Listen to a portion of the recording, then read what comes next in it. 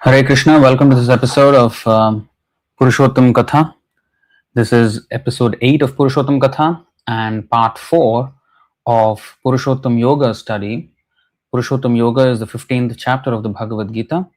So we have finished in 3 sessions so far, verse text 1 through text 6. So there are a total of 20 texts in the 15th chapter. So we will be starting out from 15.7 today.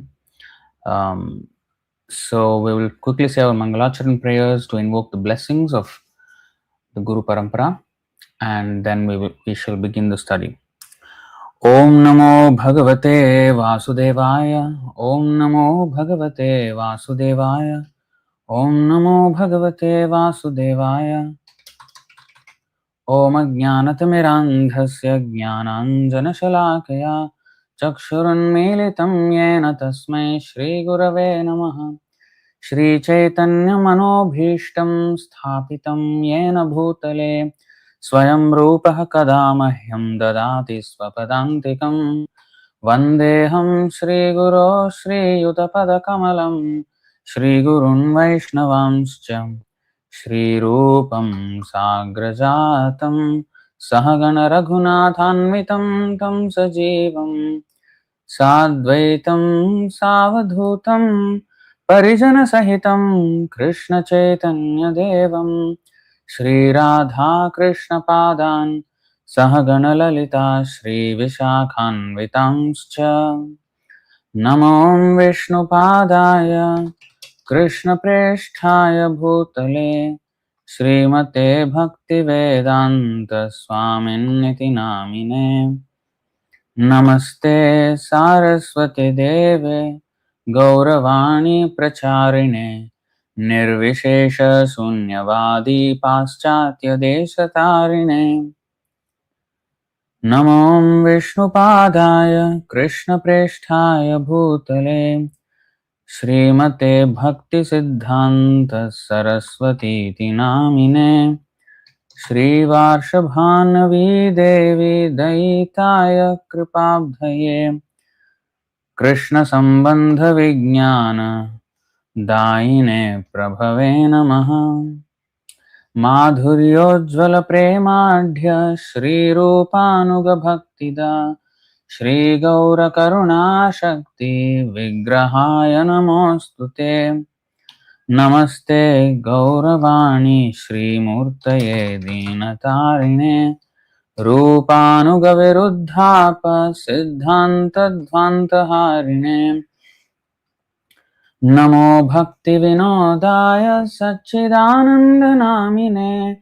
Gaura Shakti Swarupaya Rupanugavarayate Gaura Virbhava Bhumistvam Nirdeshta Sajjana Priyaha Vaishnava Sarvabhauma Shri Jagannathayate Namaha Vancha Kalpatarubhyascha Kripa Sindhubhya evacha Patitanam Pavanebhyo Vaishnavebhyo Namo Namaha Panchatatvatmakam Krishnam Bhaktarupa Swarupakam Bhaktavataram Bhaktakyam Namami Bhakta Shaktikam Jai Shri Krishna Chaitanya Prabhu Nityananda Shri Advaita Gadadhara Shri Vasadi Gaura Bhakta Vrinda Jayatam Suratau Pangor Mama Mandamater Gati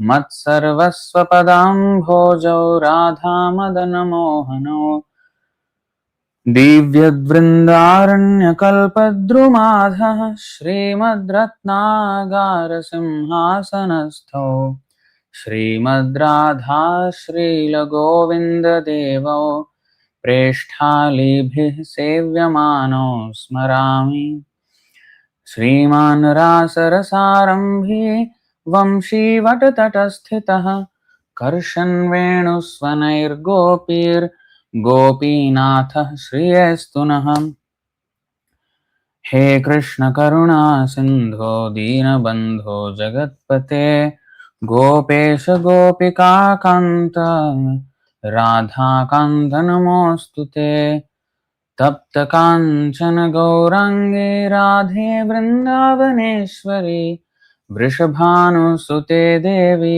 प्रणमामि हरिप्रिये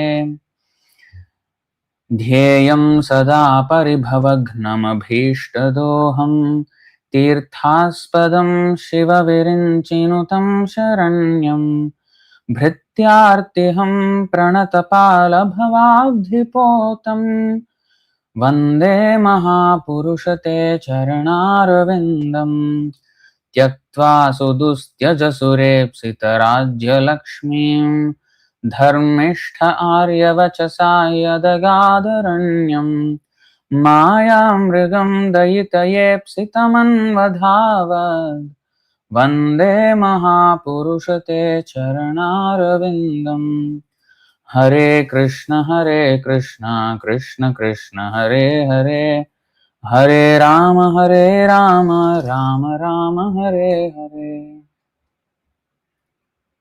I think we did not say the Panchatattva mantra. Jai Shri Krishna Chaitanya Prabhu Nityananda Shri Advaita Gadadhara Shri Vasadi Gaura Bhakta Vrinda Hare Krishna Krishna Krishna Hare Hare Hare Rama Rama Rama Hare Hare. All right. So we will continue from where we left off, 15:7. So this is an arc of this chapter. Arc means, a bend. So in a chapter, the conversation takes various turns.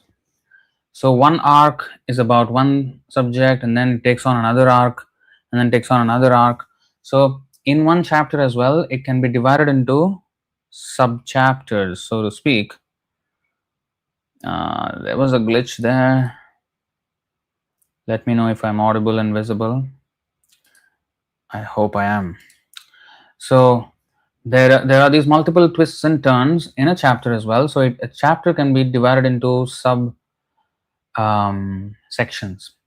Sometimes there are bigger arcs, and within those there are smaller arcs. So this arc, starting from 15:7, takes on a particular direction, by which I mean that it is a movement of the jivas, of the living entities. Okay, so 15:7. ममैवांशो जीवलोके जीवभूतः सनातनः मनः षष्ठानीन्द्रियाणि प्रकृतिस्थानि कर्षति.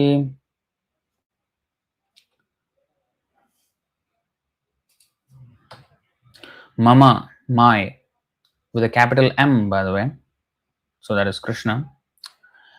Eva, certainly, amshaha, fragmental particle, jivaloke, in the world of conditional life. Jiva bhutah, the conditioned living entity. Sanatanah, eternal. Manah, with the mind. Shashthani, the six. Indriyani, senses. Prakriti, in material nature. Sthani, situated. Karshati, is struggling hard.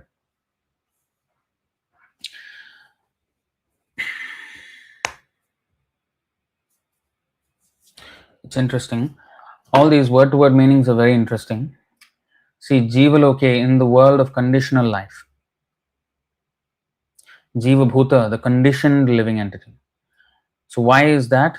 This is very technical, because the Jiva, when it is said Jiva Bhutaha, it is the conditioned soul. When it is Brahma Bhutaha, then it is the liberated soul. Brahma Bhuta Prasannatma Nashochate Nakangshati Samah Sarveshu Bhuteshu Madbhaktim Labhate Param. Brahma Bhuta is when the soul is beyond the material world, when it is liberated. So Jiva Bhuta is conditioned living entity. So that is that. Another point here is Karshati is struggling very hard. Now this word Karshati is interesting because just now we have read this 1117. Yeah. Karshan. Karshan means attracted, attracting. So Krishna is attracting. So Akarshana. So Karshan, Krishna. So these are all related, right? So Karshan means attracting. So Karshati is struggling very hard here. It can also mean that we are attracted to this material world by the glaring effulgence, by the glaring illusion of the material world, and struggling inside. Let me just see if there is.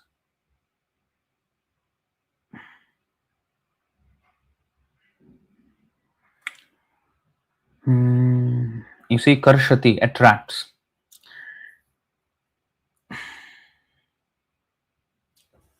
So you see, I will just take this. Antya 1.189. Hriyam avagruhya grihebhya karshati radham vanaya yani puna. This is something different chanda.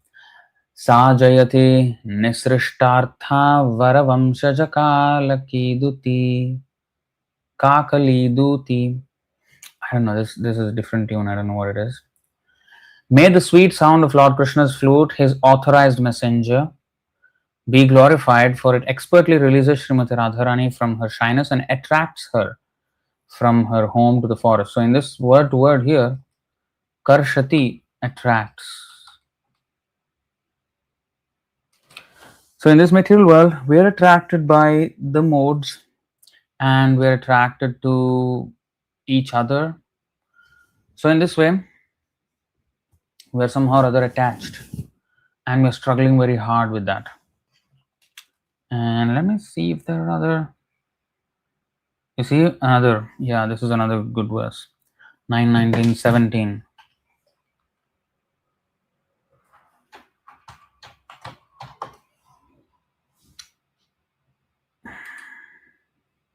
So matra swasra duhitra va naviviktasano bhavet balavan indriya gramo vidvamsamapi karshati.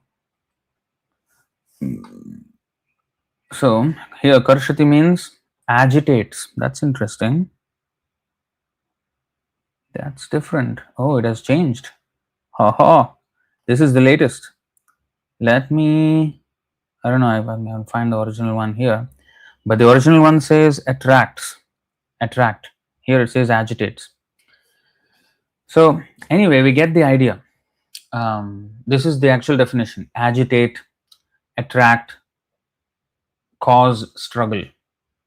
So we, being spirit souls, we attracted to the dead matter, and we entangle ourselves and we struggle very hard. So these are the meanings of this word, karshati. So going back, with all that understanding, agitation, attraction, and suffering, all of that is included in this word, karshati. Right?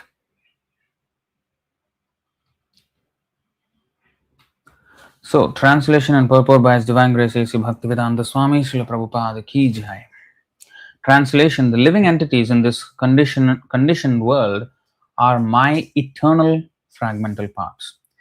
Due to conditioned life, they are struggling very hard with the six senses, which include the mind. Now, which include the mind is not mentioned in the Sanskrit, but Shasthani Indriyani. So, six senses. So, the five senses we know, the Jnanendriya, but the sixth sense is the mind. So that's the leader of the five senses. So in that way it is mentioned. Okay, so a very important word here is Sanatana.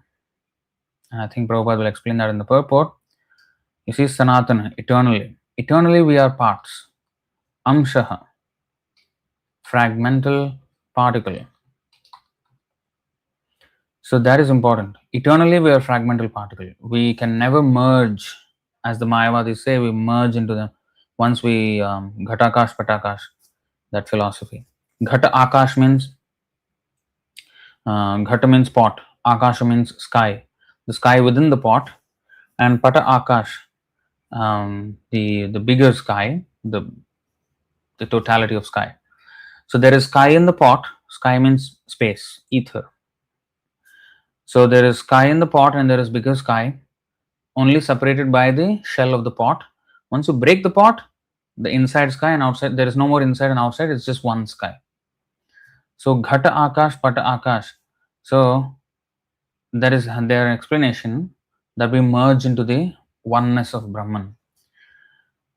But we are not pots, and we are not contained like that. We are eternal. We cannot bring about an example. The example sounds, oh yeah, that makes sense. It may make sense to our defective mind, but we cannot take an example that is contradictory to the Shastric statements.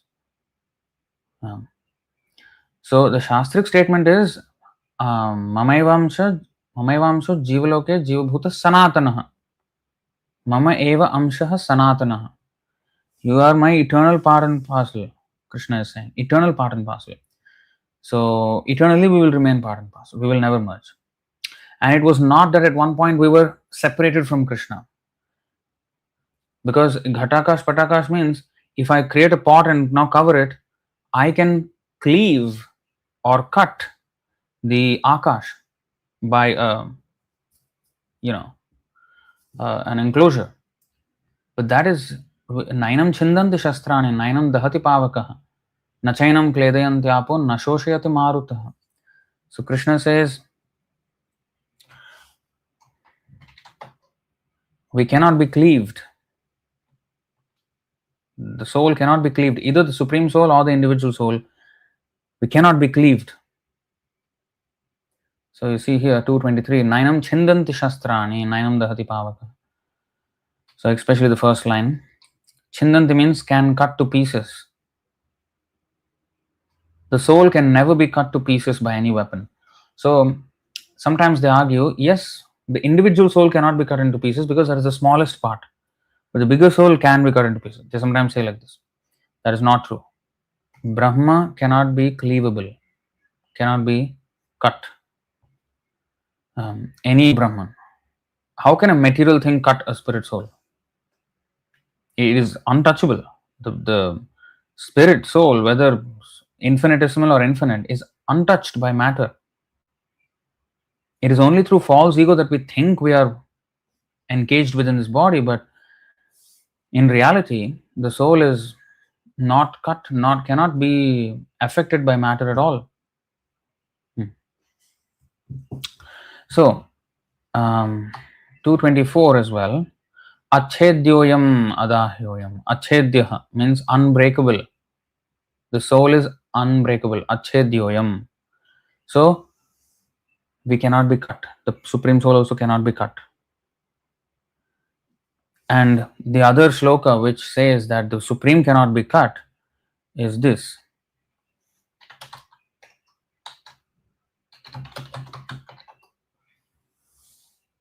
Om Purnamadah Purnamidam Purnat Purnamudachyate Purnasya Purnamadaya Purnam Evavashishyate.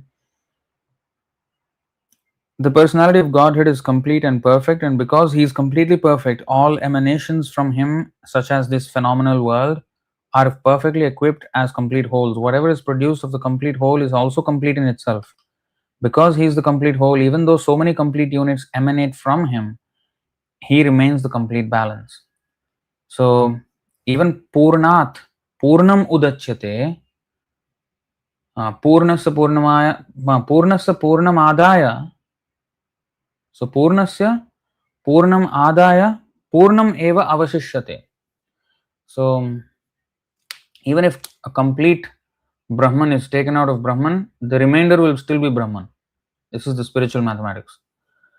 So, it will not be now half Brahman or half is taken, another half is there. No, it does not follow the material mathematical rules. So, that is spiritual mathematics. So, with all these statements, we can understand, and also Krishna says in the Bhagavad Gita 2.12. So these are all statements against Mayavad philosophy. We should remember. Natvevaham jatunasam natvam neme janadhipaha nachaiva na bhavishyamah sarve vayamatah param. Never was there a time when I did not exist, nor you, nor all these kings, nor in the future shall any of us cease to be. This is again completely against Mayavad philosophy, completely thwarts the Mayavad philosophy, because in the past, there was never a time when I did not exist, nor you, nor all these kings. So all of these individuals on this battlefield, Arjuna, have existed eternally from the past. There was never a time when they were not in existence. So part of Brahman, as these people, Mayavadis say, stupid philosophy, they say, oh, part of the Brahman has now become conditioned. And some are bigger parts, some are smaller parts, like that. They think like that. So that means when it was cut, that is when our identity as a separate individual came into being. So before that, our existence was not there as a separate entity. It is only now separate because it is cleaved, and once we are liberated, we again coalesce with the original Brahman. So that is refuted here. Never was there a time when I did not exist, nor you, nor all these kings. So we have been individuals eternally. Nor in the future shall any of us cease to be. So in the future also we cannot merge. We will remain eternally separate. Separate means as separate individuals. So these are the statements against Mayavad philosophy. So now going back to that.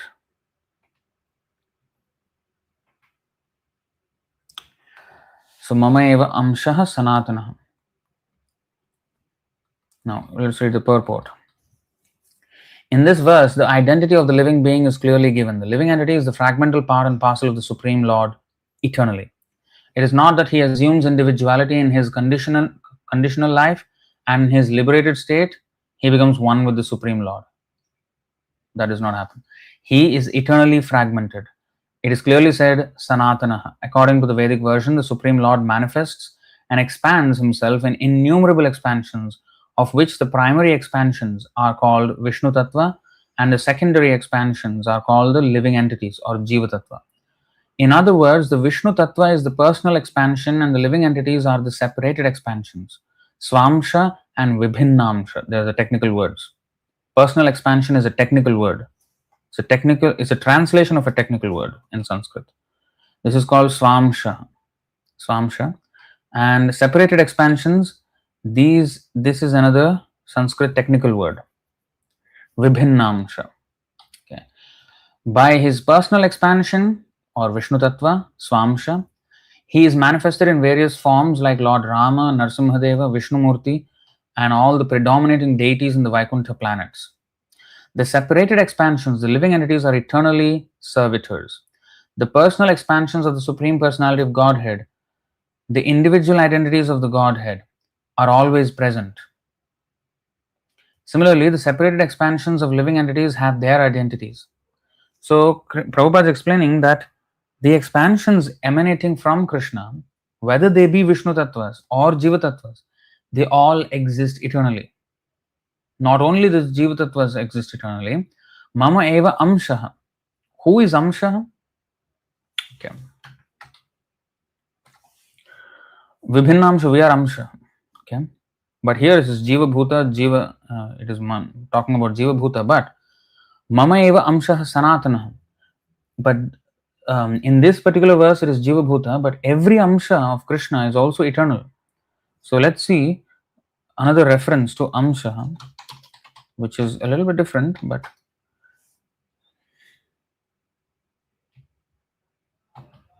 okay. This is the Nityananda's Pranati Mantra. 5 mantras are there. This is the main one, and others are derived from this mantra. Okay. Sankarshanah karanato yashaye garbhodashaye chapayobdhishaye sheshascha yasyam shakalah sanityanandakya ramah sharanam mamastu. May Sri Nityanandaram be the object of my constant remembrance. Sankarshana, Sheshanaga, and the Vishnus who lie on the Karana ocean, Garbha ocean, and ocean of milk are his plenary portions and the portions of his plenary portions. So the exact word, the portions, this amsha, kalaha, amsha and kalaha. Amsha means plenary portion. Of course, in this case, it is plenary portion. Not every amsha is plenary portion. Amsha is a part, but in this case, it is a plenary part. Plenary means of the same category, of same category of Vishnu. Now, kala means parts, parts of the plenary portions. But in the case of the Vishnu Tattva, even the kala or the parts of amsha and kala, so even the part of the part is still same as the whole. So it is not like a sub part. It is expansion, and expansion issuing forth from the expansion and issuing forth from that expansion. So there are multiple such expansions. So it may be called portions, but they are equally powerful. Vishnu Tattva. So now, so the 5 mentioned, right? So next, Mayatite vyapi vaikuntha-loke purnaishwarye Shri Chaturvyuha madhye Rupam yasyodbhati sankarshanakhyam tam Shri Nityananda Ramam prapadye.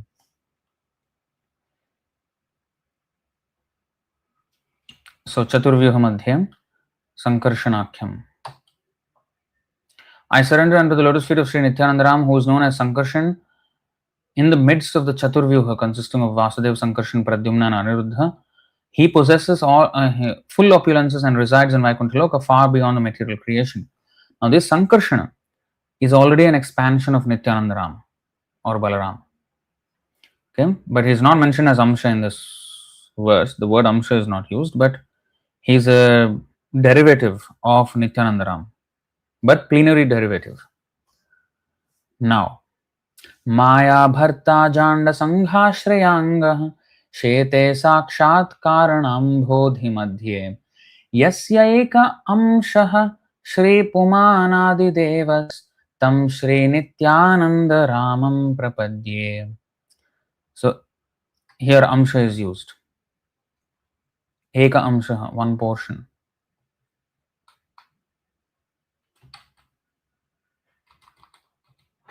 Okay. I offer my full obeisances unto the feet of Sri Nityananda Ram, whose partial representation, this is called Eka Amsha, called Karanodakashaya Vishnu, lying on the Karana ocean, is the original Purusha, the master of the illusory energy and the shelter of all the universes. Then next, that is the Mahavishnu or Karanodakashaya Vishnu. Then Yasyam Shamshaha, that means Yasya Amsha Amshaha, Shrila Garbhodashaye Yannabhyabjam Loka Sanghatanalam Lokasrashtuh Sotikādhāma dhātustam Shri Nityananda Ramam prapadye. Amsha Amshaha, portion of a plenary portion. I offer my full obeisances under the feet of Sri Nityananda Ram, a partial part of whom is Garbhodakashaya Vishnu. From the navel of Garbhodakashaya Vishnu sprouts the lotus that is the birthplace of Brahma, the engineer of the universe. Sutikādhāma dhātus. The stem of that lotus is the resting place of the multitude of planets. Then, Yasyam Sham Sham Shaha, Yasya Amsha Amsha Amshaha, Paratma Khilanam, Poshta Vishnur Bhati Dugdhabdhishayi, Kshauni Bhartayat Kalasopyanantastam Shri Nityananda Ramam Prapadye. Amsha Amsha Amshaha, a portion of a plenary portion, but still he is Vishnu Tattva. not Vibhinnamsha, he is Swamsha. Who is that? The Kshirodakashaya Vishnu. I, or the Paramatma, Paratma Akhilanam. I offer my respectful obeisances under the feet of Sri Nityananda Rama, whose secondary part is the Vishnu lying in the ocean of milk. That Kshirodakashaya Vishnu is the super soul of all living entities and the maintainer of all the universes. Sheshanag is his further subpart. So in this way, the Amsha are Swamsha. It can be Swamsha or Vibhinnamsha. All are Amsha. Different qualities of Amsha. But in this verse, in today's verse, he is particularly talking about the Jiva Bhuta.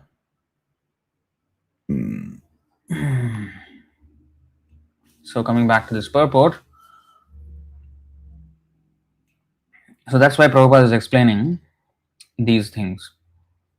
By his personal expansion, which is Swamsha, technical term, he is manifested in various forms like Lord Rama, Narsimhadev, Vishnumurti, and all the predominating deities in the Vaikuntha planets. The separated expansions, the living entities, are eternally servitors.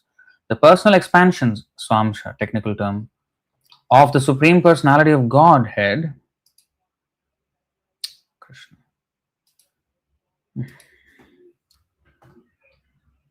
The individual identities of the Godhead are always present. Similarly, the separated expansions of living entities have their identities. As fragmental parts and parcels of the Supreme Lord, the living entities also have fragmental portions of His qualities, of which independence is one. So, this is an important point because sometimes people argue, if this world is full of misery, then why did Krishna put us in this? And then now is preaching to us to come out of it. Why did he have to put us into this?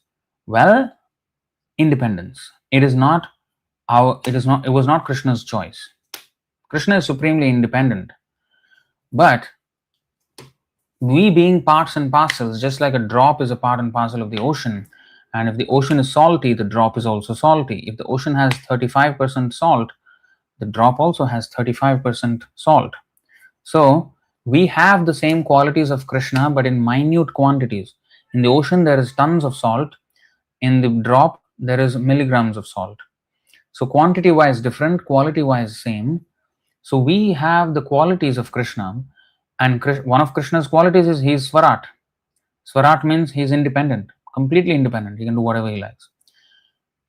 We also have that independence quality, but in very minute quantity. So we only have basically two choices: to agree with Krishna or to disagree with him. This choice we have.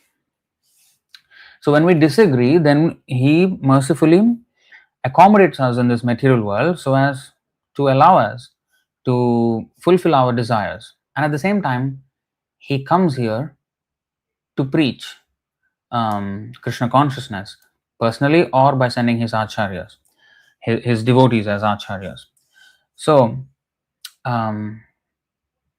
he is trying to induce us to surrender back to him. That's why he does not forcibly take us back and he does not forcibly send us here. So he is acting according to our will, but because he is kind, he is supremely merciful, he did not readily send us here. He tried his best to retain us there. We being stubborn, he did not want to then interfere with the independence, so he acceded to our request and then he sent us here. But then because he is merciful, he did not just leave us here. Okay, that is their independence. They chose it. Let them go. Let them go to hell. No, because he is merciful, he brings back Sahayajñāha prajaha srishtva purovacha prajapati. So he says, as soon as the living entities were injected into this material world, then what else he sent here? Sahayajñāha prajaha srishtva purovacha prajapati. So along with, you see, in the beginning of creation, the Lord of all creatures sent forth generations of men and demigods along with sacrifices for Vishnu. So he sent that system also. Although he allowed us to have our independence, but he is also trying to influence our decision by bringing about the system where they can slowly reform and change their opinion, change their choice. So he's trying to leave a system where we can change our choice and go back to him, because he ultimately wants us back for our own good. So coming back to this purport here, as fragmental parts and parcels of the Supreme Lord, the living entities also have fragmental portions of his qualities, of which independence is one. Every living entity as an individual soul has his personal individuality and a minute form of independence. By misuse of that independence, one becomes a conditioned soul, and by proper use of independence, he is always liberated. In either case, he is qualitatively eternal, as the Supreme Lord is. In his liberated state, he is freed from this material condition, and he is under the engagement of transcendental service unto the Lord. In his conditioned life, he is dominated by the material modes of nature, and he forgets the transcendental loving service of the Lord. As a result, he has to struggle very hard to maintain his existence in the material world. So that karshati, prakriti sthani karshati.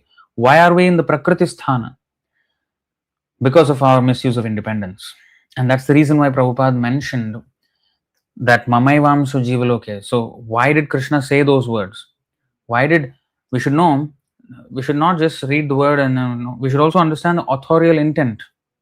The authorial intent, that means what is the speaker's intent? Krishna is saying Mama eva amsha and Sanatana. So amsha means that the implication is that there is this quality of independence that issues forth from my quality being completely supremely independent, Krishna is saying. So that independence being misused, prakriti sthani, they end up in the prakriti, in this material world, and karshati, attracted to the glaring fire of this material world, like the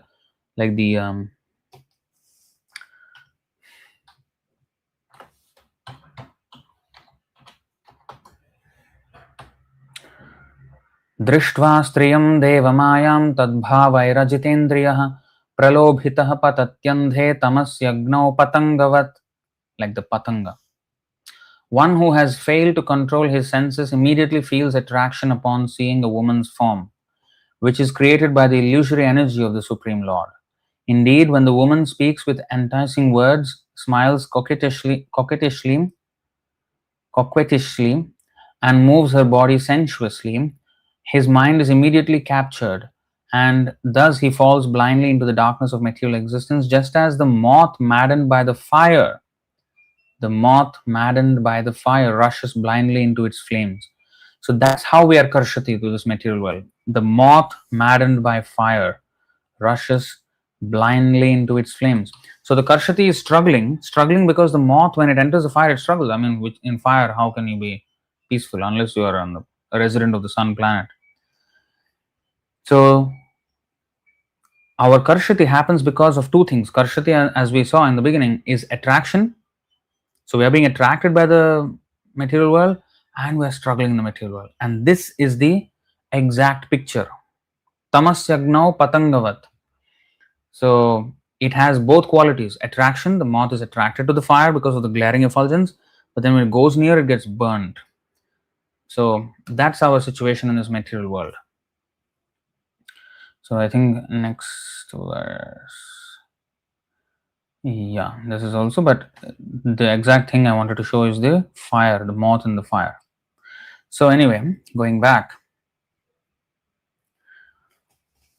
So this is the picture that is being explained here by Krishna. The living entities, not only human beings and the cats and dogs, but even the greater controllers of the material world, Brahma, Lord Shiva, and even Vishnu, are all parts and parcels of the Supreme Lord. So Brahma being Vibhinnamsha, Lord Shiva being a special expansion. Not exactly Swamsha, but not exactly Vibhinnamsha also. Shiva Tattva, there's a different category of expansion. And Vishnu is also part and parcel of the Supreme Lord, but plenary part. That means Swamsha, in the same category of Krishna. They are all eternal, not temporary manifestations. The word karshati, struggling or grappling hard, is very significant.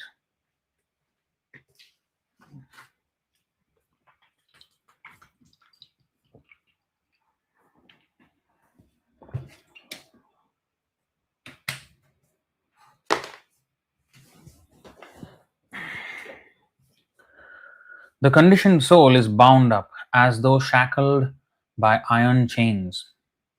He is bound up by the false ego, and the mind is the chief agent which is driving him in this material existence. When the mind is in the mode of goodness, his activities are good. When the mind is in the mode of passion, his activities are troublesome. And when the mind is in the mode of ignorance, he travels in the lower species of life.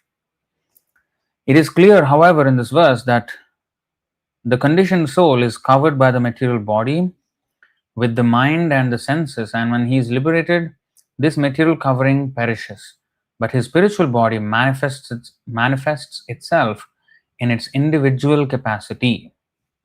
Important. When he is liberated, this material covering perishes, but his spiritual body manifests itself in its individual capacity, not the merging with the supreme capacity, Supreme Brahman, but remains an individual. So spiritual body remains as an individual. The following information is there in the Madhyandinayana Sruti. Sava esha brahmanishta idam shariram martyam atisrijya brahmabhisampadya brahmana pashyati brahmana shrinoti brahmanai vedam sarvam anubhavati. It is stated here that when a living entity gives up this material embodiment and enters into the spiritual world, he revives his spiritual body. And in his spiritual body, he can see the Supreme Personality of Godhead face to face. Brahmana pashyati, Brahmana shrinoti, Brahmana eva, Brahmanaiva idam sarvam anubhavati.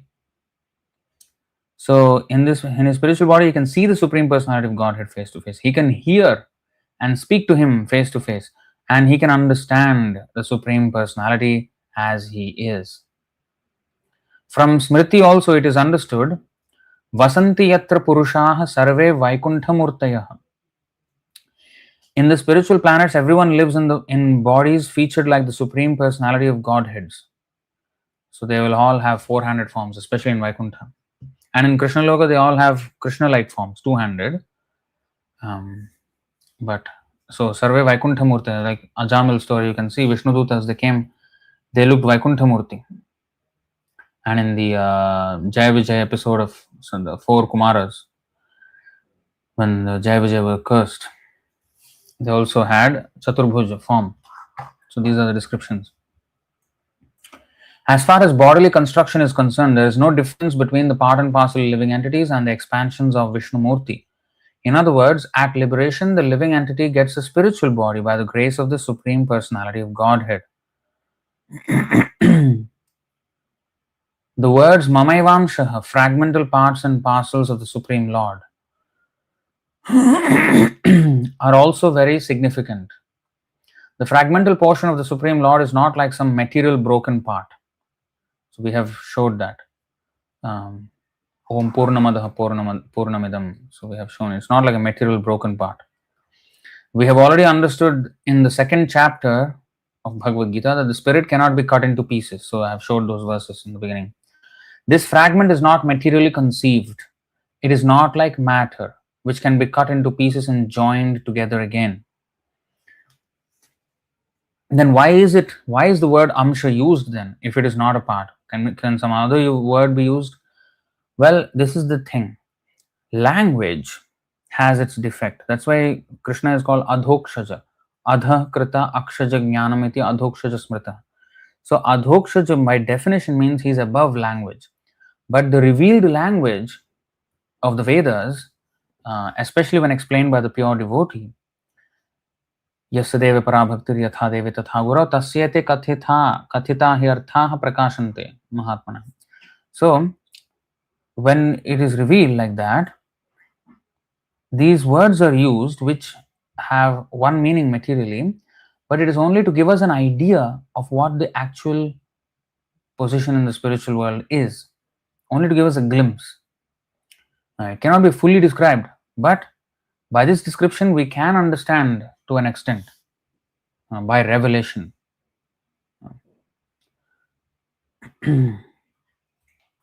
So it is not like matter which can be cut into pieces and joined together again. That conception is not applicable here because the Sanskrit word sanatana, eternal, is used. The fragmental portion is eternal. So it is not a fragment of an whole because it was broken away. No, it is eternal fragment. Eternally fragment. The fragmental portion is eternal. It is also stated in the beginning of the second chapter that in each and every individual body, the fragmental portion of the Supreme Lord is present. Dehinosmin yatha dehe. That fragmental portion, when liberated from the bodily entanglement, revives its original spiritual body in the spiritual sky, in a spiritual planet, and enjoys association with the Supreme Lord. It is, however, understood here that the living entity, being the fragmental part and parcel of the Supreme Lord, is qualitatively one with the Lord, just as the parts and parcels of gold are also gold. So the position, the ontological position of the jivas is mentioned here in this verse. Now, next. 15.8 Shariram yad avapnoti yachapyutkramatiishvarah grihitvaitani samyati vayurgandhani vashayat. Shariram. Now, how exactly that karshati happens, how exactly that struggling happens, the repeated birth and death, how does the soul transmigrate, how does the soul wander in this material world? That is explained here. So, shariram yad avapnoti yat chapi. So, shariram means the body, yat as, avapnoti gets, yat as, cha api also, utkramati gives up, Ishvaraha, the Lord of the body. We are not, this is not the Supreme Ishvara. Ishvara Paramah Krishna, but we are only Ishvara of this body. Grihitva, taking etani, all these, samyati, goes away. Vayuhu, the air, gandhan, smells or fragrances. Iva, like, ashayat, from their source. From their source. So, translation and purport by His Divine Grace A.C. Bhaktivedanta Swami Srila Prabhupada Ki Jai. Translation: the living entity in the material world carries his different conceptions of life from one body to another as the air carries aromas. Thus, he takes one kind of body and again quits it to take another. Very, very, very interesting description. Vayur Gandhan. And that's why the karmic tendencies are called vasana. Vasana, the word is used.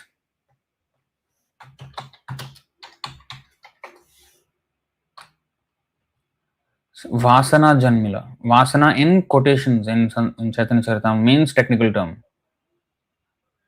There's a quotation like there is technical term. See, Vasana, material desire. But we know Vasana also means smell. Vasana means fragrance or smell. So why is material desire compared to smell? Because it is the flavor of our previous association.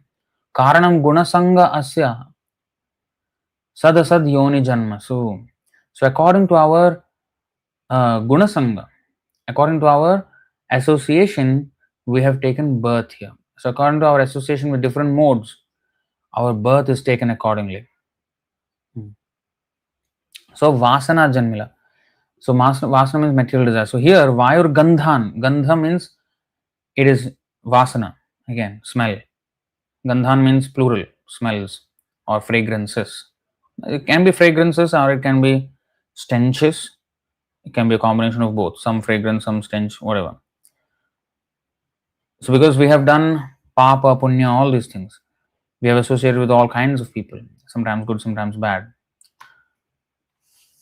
So the air is the same. It may travel from one part to another.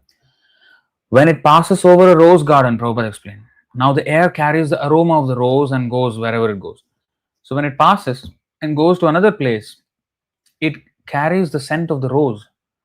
So we can understand that this air which is hitting me now, my nostrils, has come from a place where there was a rose garden, and that's why the smell is coming here. So we can have an estimation of where the air was by the smell. So similarly, by our current body, there can be an estimation of what happened in the past, what kind of association was there for this person in the past, which caused the present body of that person. What was the vasana? What is the fragrance? What is the flavor that he is carrying? Sattvic, Rajasic, Tamasic, what kind of a person he is. Depending on that, we can understand, we can estimate what kind of association he might have had to bring him here. So this is how we analyze. Okay, and if it passed by a drain source, a drainage, then the smell is horrible. So when we get that smell, then we understand that the air has passed over that place. So it carries. So we are carrying our gandha from our previous, or vasana, or gunasanga. We are carrying that. We are like the air. The smell, the different smells are like the guna, the different modes of material nature we are associating with. Sattvic flavor, Rajasic flavor, Tamasic flavor, and now you mix them in different proportions, you will get different flavors. Multifarious, millions, trillions flavors. So accordingly, we get our present body. So thus he takes one kind of body and again quits it to take another. So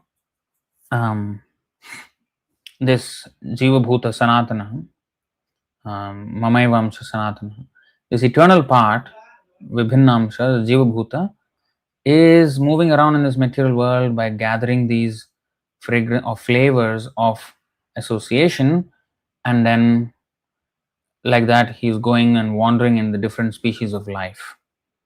So in short, in one verse, the entire wandering principle of the living entity is explained like that very nicely. So purport. Here the living entity is described as Ishvara, the controller of his own body.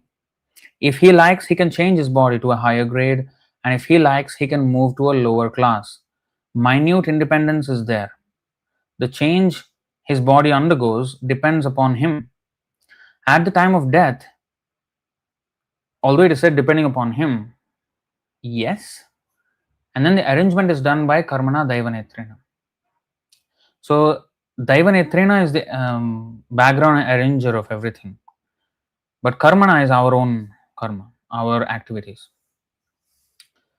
So the change his body undergoes depends upon him. At the time of death, the consciousness he has created will carry him on to the next type of body. So that's explained. This is the vasana, the gandha, the gunasanga.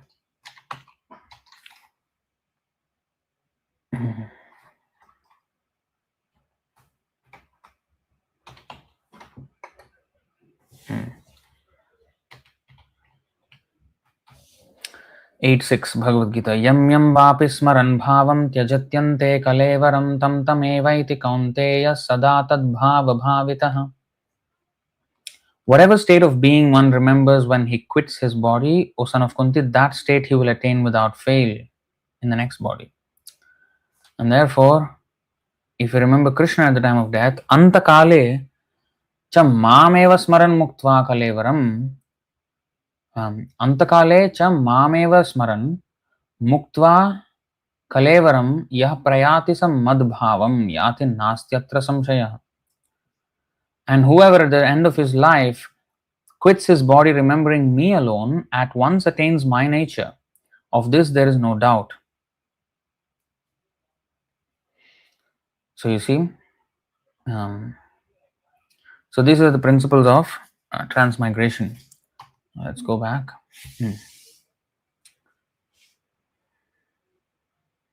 If he has made his consciousness like that of a cat or dog, he is sure to change. He is sure to change to a cat's or dog's body. And if he has fixed his consciousness on godly qualities, he will change into the form of a demigod. And if he is in Krishna consciousness, he will be transferred to Krishna Loka in the spiritual world and will associate with Krishna. It is a false claim that after the annihilation of this body, everything is finished. It's wrong. So that whole concept that after this body everything is finished, that is being completely countered here by this whole Vayur Gandhan principle. The air carrying the aromas is the mechanism by which one changes bodies. The soul is different from the body. So this verse clearly explains how the technicality of it works. People may believe or not in reincarnation, but these are the principle of reincarnation. This is the principle. So it is a false claim that after the annihilation of this body, everything is finished. The individual soul is transmigrating from one body to another, and his present body and present activities are the background of his next body. One gets a different body according to karma, and he has to quit this body in due course. It is stated here that the subtle body which carries the conception of the next body develops another body in the next life. See? So the gandha, that flavor is carried on. See, so it's very interesting. So the soul is there, the subtle body is there, the gross body is there. So this gross body will get finished, but the subtle body goes on with the soul carrying the flavor of association. And then that aggregate of that flavor determines the next body, the next gross body. So that's how the flavor is carried by the subtle body. So it is stated here that the subtle body which carries the conception of the next body develops another body in the next life. So that conception, that association dictates what kind of body is awarded to that person by the higher authorities. So these are the technical details of transmigration of the soul. I came across a very interesting word in one of the Bhaktisiddhanta Saraswati Thakur's article. What is it called? Metamsomatistic.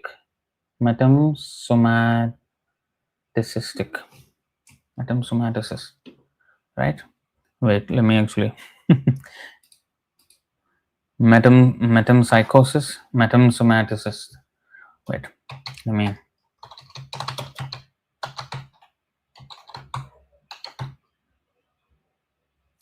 Yeah, metamsomatism. No, not this.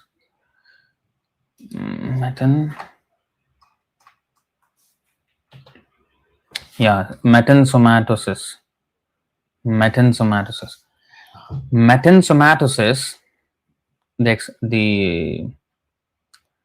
The spelling is METENSOMATOSIS. Metensomatosis. Metensomatosis is a rare term referring to the migration or transmigration of a soul into another body. I never knew this word. Metensomatosis. Essentially a synonym for reincarnation or metempsychosis. So metempsychosis is similar. Wait, define. Metempsychosis, the supposed transmigration at death of the soul of a human being or animal into a new body of the same or a different species. So metempsychosis or metensomatosis is basically reincarnation. This transmigration actually. Reincarnation is not a good word. It's a very defective word. Reincarnation. Well, you can say, But transmigration is a much better word.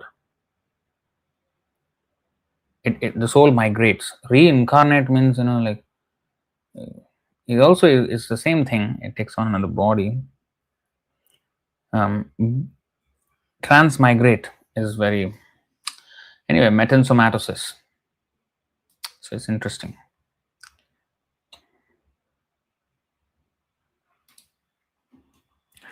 Going back, I know I did not show you on the screen, but I just was reading it out because it will take some time to kind of shuffle the screen and everything. So coming back to this purport here,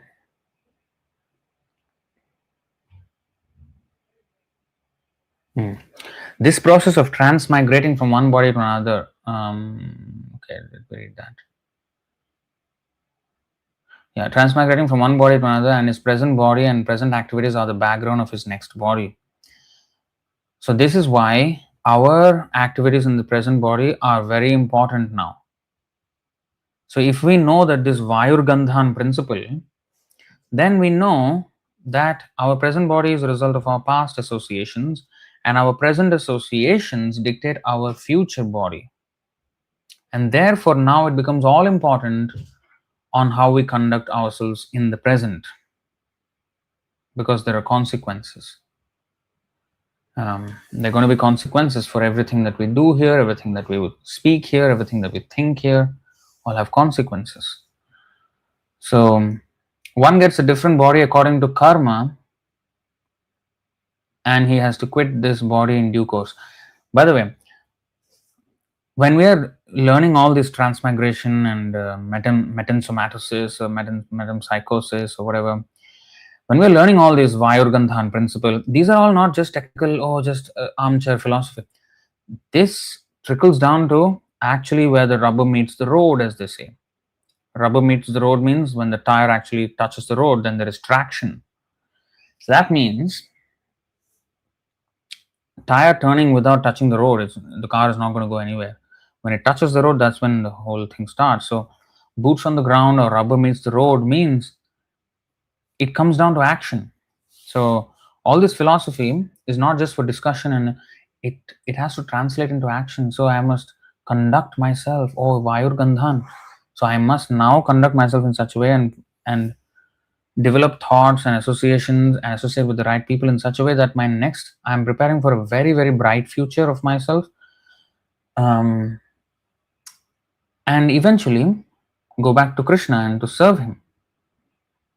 Even if I don't land up there, at least much better situation in the next body.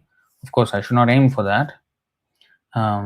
But if we fail in this life, then at least we have a better chance, hopefully.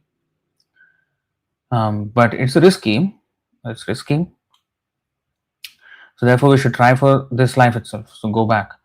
So that Vayurgandhan is very important. So it comes down to a point where I should fill my life with only Krishna thought. And favorably, Anukulyana Krishna Anushilanam, we have to come to that point so that those gandhas will fill our life.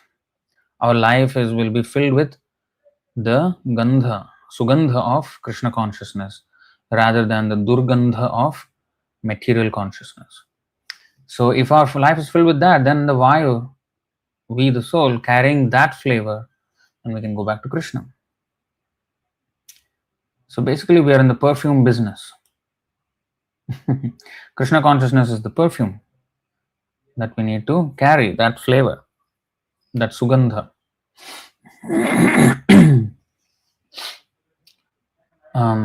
One gets a different body according to karma, and he has to quit this body in due course.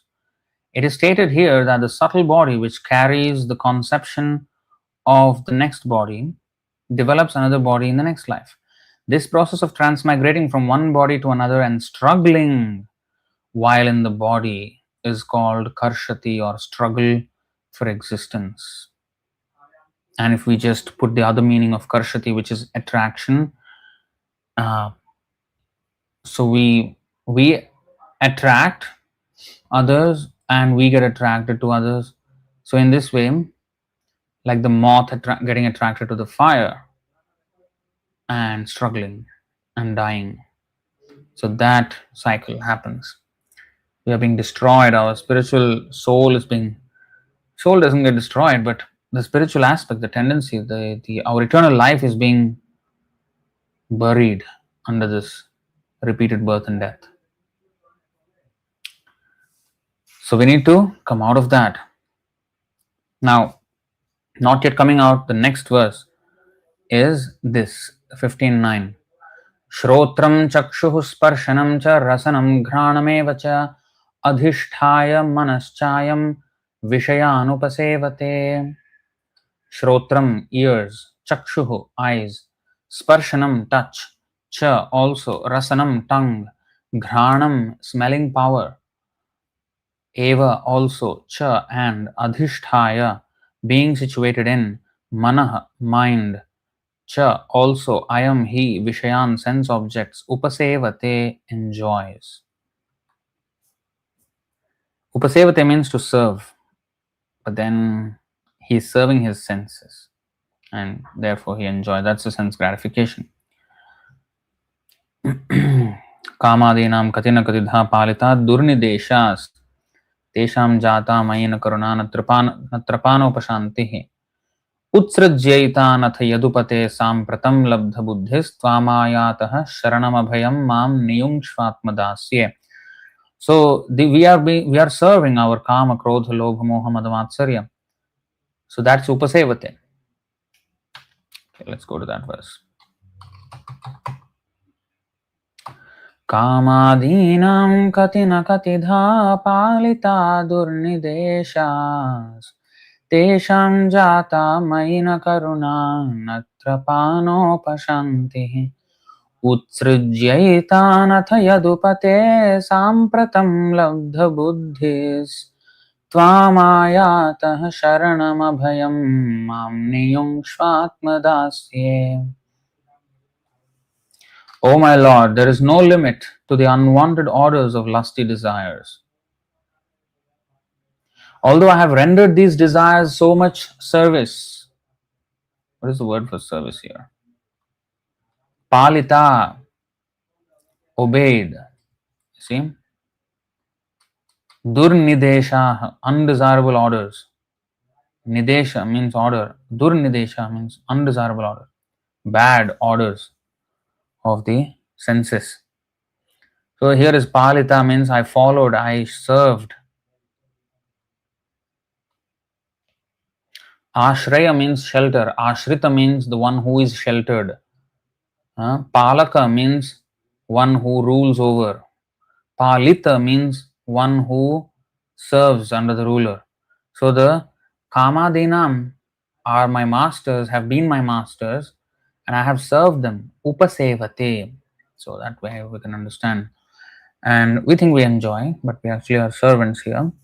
So the living entity thus taking another gross body, so the Vayurgandhan principle, we get another body, obtains a certain type of ear, eye, tongue, nose, and sense of touch, which are grouped about the mind. He thus enjoys a particular set of sense objects. This is very, very intricate. If you really closely observe this verse, you'll understand so much.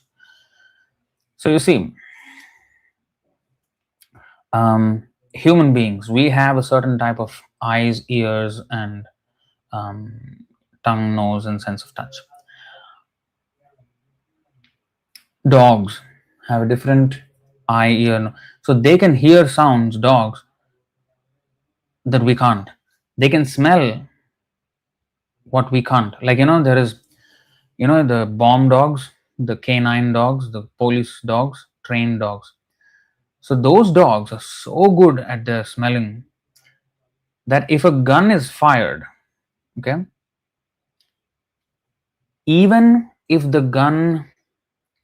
1 week after the gun was fired, even in rain, the dog can smell the gun if the gun was fired. So that is how powerful their sense of smell is. And in the animal kingdom, the most powerful animal, the animal with the most powerful sense of smell, is what? The polar bear. The polar bear can smell from 10 kilometers away, 6 to 10 kilometers away. If there is a cut, if there is blood, he can smell from 6 to 10 kilometers away. Imagine the kind of sense of smell they have. They can smell, they're walking on ice, and it's a huge, thick ice layer. And below that, there is sea in winter.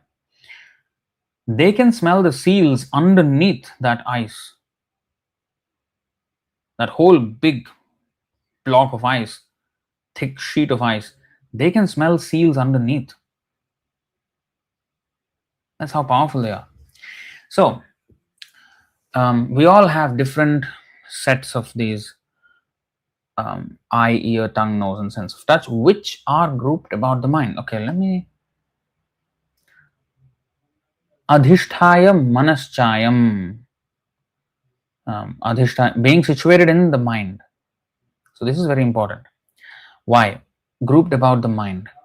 So now, as a human being, we have similar senses, right? They all look similar. But because it is grouped about the mind, each and every one of our senses are different. Why? Because my liking, my taste is different from yours. What kind of food I like may be different from yours. What kind of smell I like may be different from yours. How much tolerance of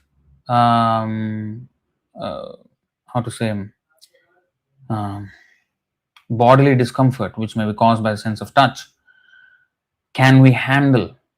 Hot and cold, hard and soft. Like, some people, they like to sleep on soft mattress. Some people can sleep on the floor. And some people can take hotter temperatures, some cold. So, shitoshna sukha dukkha. So, all of that, how much tolerance we have for that, everything. And what can we see? Some people eyesights are not so good. Some people eyesight is very good. And some people can see paranormal things like ghosts and subtle bodies like that. And some people can see demigods, much more elevated people. So in that way, although externally they may look the same, because they're grouped about the mind, there is difference. So that's why the living entity, thus taking another gross body, obtains a certain type of ear, eye, tongue, nose, and sense of touch, which are grouped about the mind. He thus enjoys a particular set of sense objects. So he has a particular set. Like meat eaters, I like fish, they will say things like that. So they have a particular set of sense objects which they enjoy. And other people who are more in the sattvic guna, they like different kinds of food. So that's why there are all these different kinds of food, different kinds of charity, different kinds of religious systems, different kinds of faith, different kinds of disposition towards life. All of all of these are mentioned in the 14th and 18th and 17th chapters because of the different set of senses and grouped about the mind, which is governed by the Gunasanga, powered by Gunasanga. So in this way, we got to understand how it is all constructed. And I have quoted this also in another context. Like the Puranas, they describe the cosmology in a certain way, as described in our Bhagavatam, Srimad Bhagavatam, the structure of the universe. And the Surya Siddhanta, which very much is closer to modern scientific understanding of the universal structure, describes in another way. So it is totally different from the Puranic description of the cosmos and the Siddhantic description. Siddhantic, I mean Surya Siddhanta. So when I say Siddhantic description is based on Surya Siddhanta. Okay. So Puranic description versus the Siddhantic description versus the modern scientific description. So the Siddhantic description and the modern scientific description is somewhat similar, although there are still differences, but it's much more similar. Whereas the Puranic description is very different from our perception of the universe. We see the entire universe as a cosmic desert. It's a desert, there's nobody living anywhere, there is no life, there's no possibility of life, hostile conditions. That's how we see it. Whereas the Puranic description gives us information that every single part of the cosmos is teeming with life, teeming with life. So that's how that's how abundant life is everywhere. But we can't see that. We can't see such vision. Our vision of the moon is, it's another desert ball. That's how it looks to us. Desert rocky ball. And not very interesting. But in the Vedas, it's totally different description. So how is that possible? What kind of description is that? I mean, how can it be so different? So different senses. We can see. Okay.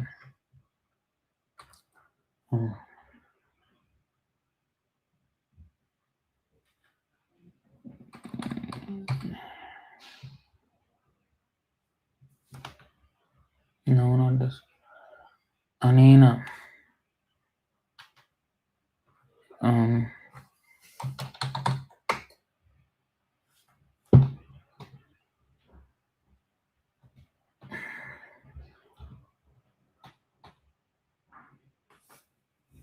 What is that verse? Like, why did I forget?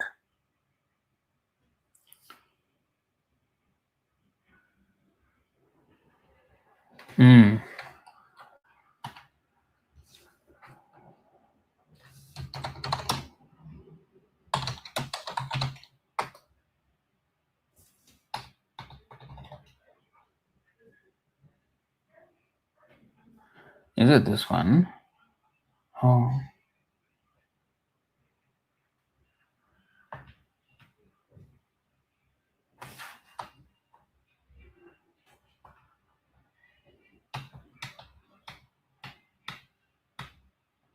How come I forgot that? Wait.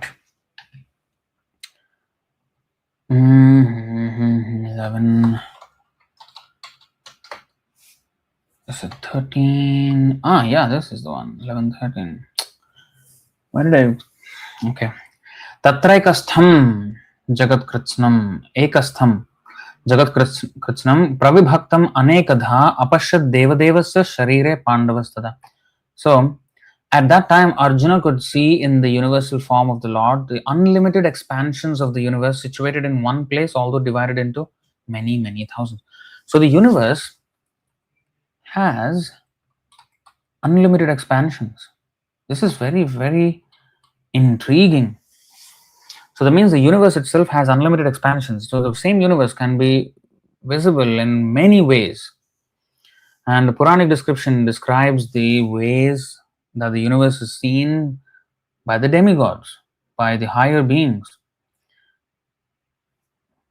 layered according to piety of the indwelling souls there. Whereas we see it as one orderless, spread of all kinds of bodies, of gases or whatever we call it. So we don't see such an orderly thing, and we don't see a lively universe. We see a dead universe. And it also doesn't inspire us to go anywhere really. Because we think what we have here on earth is the most special thing in the universe. It's such an aberration from the entire pattern in the universe, which is just a cosmic desert. This is just like one oasis, one aberration in the entire universe, and such a beautiful accident where life exists and we can really enjoy here. And while we're here, just enjoy to the fullest. That is the idea it conveys to us. Modern scientific dead understanding of the universe. Whereas the Puranic description gives us a layered existential structure of the universe, where souls are, can occupy different portions of the universe according to the qualifications, and we are not the best. This is not the best place in the universe. This is in the middle planetary system. And any place in this universe is not actually that good enough. Even the best place is not good enough for us, because as a soul, we are much higher than that. We need eternal life, and none of the planets in the material world promise us that and can offer us that. Brahma bhuvana lokan punaravartina arjuna. So, Brahma bhuvana lokan punaravartina arjuna mameva kaunteya punarjanma vidyate. So, if we go to Krishna, then there is no repeated birth. Eternal life exists in Vaikuntha. So we should be interested in that place. We should be fascinated, as Prabhupada said in the 15.6. We should be fascinated by that description that there is the spiritual sky, there is the spiritual planets, and we can associate with the Lord there, eternal, full of knowledge, full of bliss. So that understanding becomes a driving force for us to actually act properly in this world, because our life here has consequences. As human being, especially, our life has consequences. So we can engineer our next life by acting in the right way. So these things, that's why this description, that's why the Vedic planetarium is very important. Not just because of just want to combat the scientists and hey we defeated you. Not just for that. Totally change the perspective of the people in general, to understand where is the aim of life, where we need to head to, where we should be attracted by.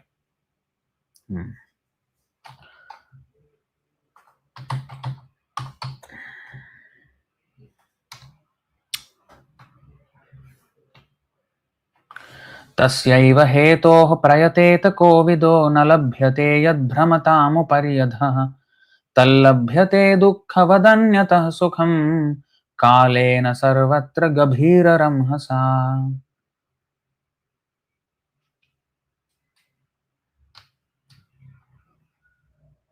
Persons who are actually intelligent and philosophically inclined should endeavor only for that purposeful end, which is not obtainable even by wandering from the topmost planet Brahmaloka down to the lowest planet Patala.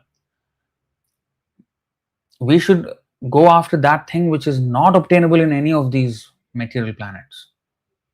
We should know what is going on in all these planets, and we should know what is going on in Vaikuntha. Then we'll automatically be attracted to that and not want to be in these planets, and therefore we will act accordingly and develop the proper sugandha of Krishna consciousness, which will transport us to the spiritual world instead of accumulating the durgandha of the material world. Okay? The durgandha is coming from a drain, like a drain gives durgandha. So here Rupa Goswami says, more karma, more hate galay bandhiya, kuvishaya vishtagarte diyache felaya. The two brothers Sakar Malik and Dabir Khas very humbly submitted that due to their abominable activities, they were now bound by the neck and hands and had been thrown into a ditch filled with abominable stool-like objects of material sense enjoyment. So this ditch of stool-like, pool of stool and ditch, like you can imagine what kind of smell it will create. Like a liquid, like a semi-solid ditch with stool-like, and what kind of smell? So this durgandha of material life is like that. And by the way, totally unrelated thing. This Sakar Malik and Dabir Khas. These are Rupa Goswami and Sanatana Goswami and Rupa Goswami respectively. It reminds me of this story of one of the book distributors in ISKCON. So he once met in America. So he met. He said he was distributing books on the street. He's one of the greatest book distributors so far. And he met one guy, and then he said, black guy, African American, and then he said, sir. Then he was like, what? He was like, I can't imitate the accent. So he is like, what do you want? What do you want? He was like gangster. And he showed some tattoo, 3 tears or something. That means 3 people he killed. So something like that. So the gang has their own communication like that with tattoos. So he apparently like killed people. And he said, I think it's our book distributor, he asked, what's your name? What's your name, sir? Something like that in the conversations. Very quickly he was, no, I'm just selling books, sir. If I was just wondering if you want some books. What are these books?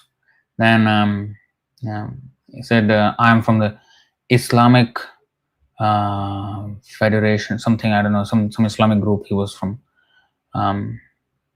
What book do you want to sell to me? Then there was a book of 7 books, as a pack, and then the first book on that was Nectar of Instruction. Then he said, oh, you're from the Islamic Federation? Oh, that's perfect. This book is from Dabir Khas and Sakr Malik. Dabir Khas and Sakr Malik. These are 2 Muslims. Oh, okay. He took 4 sets of those 7 books each. 4 sets. So he paid money and said, okay, I'll read that. Thank you. Then he gave money and then left. So he sold books to an absolute gangster. He thought he would be killed actually. He thought he would be shot maybe. So Sakar Malik and Dabir Khas. So he sold it to this Muslim guy saying that. So I just remember that. So coming back, Vasana, Gandha. So this is Durgandha and Sugandha is Krishna consciousness. All right. So let's go back all the way. Unlimited expansion of the universe. So we have a certain type of senses which allow us only a slice in the whole burger of experience. So if the entire experience, what Arjuna experienced, the unlimited expansion of the universe, is like multi-layered experience of the universe. Maybe he saw our vision and he saw the demigod's vision and so everything, all the expansions of the universe, just like a Vaidurya stone or a prism. Sometimes when light hits it and then it looks like it's made of different colors according to how you turn it against the light. So it looks multicolored, although it is actually not multicolored. So although it is one thing. So similarly, the same universe may appear differently to different people. Like I also told the example of the deer who sees only in 2 colors, and therefore he cannot see the tiger, although he's just hiding in plain sight. So that's a camouflage. But we can easily see, we can clearly see there, but the deer cannot see. So how the deer sees the universe, how we see the universe, how the demigods see the universe, there's going to be a difference. What the deer could not see, we could see. What we could not see, sometimes the deer can see.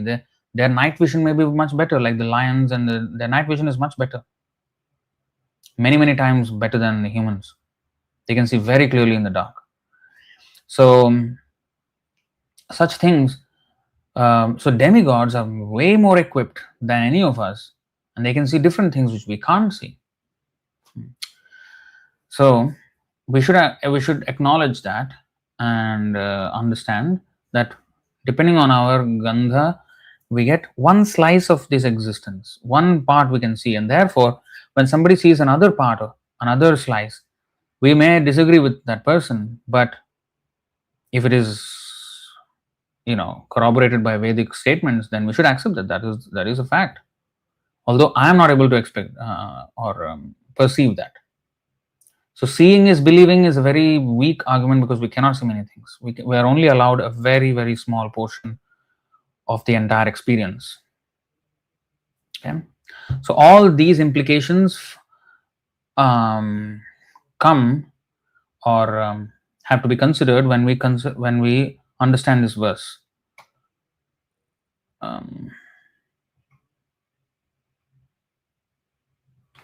This verse. Certain type of ear, eye, tongue, nose, and sense of touch, which are grouped about the mind, it doesn't enjoys a particular set of sense objects. So only certain things we can see, certain things we can hear and taste and everything. Right? So purport, in other words, if the living entity adulterates his consciousness with the qualities of cats and dogs, in his next life he gets a cat or dog body and enjoys. Consciousness is originally pure like water, but if we mix water with a certain color, it changes. Similarly, consciousness is pure, for the spirit soul is pure. But consciousness is changed according to the association of the material qualities. Real consciousness is Krishna consciousness, when therefore one is situated in Krishna consciousness, he is in his pure life. But if his consciousness is adulterated by some type of material mentality, in the next life he gets a corresponding body.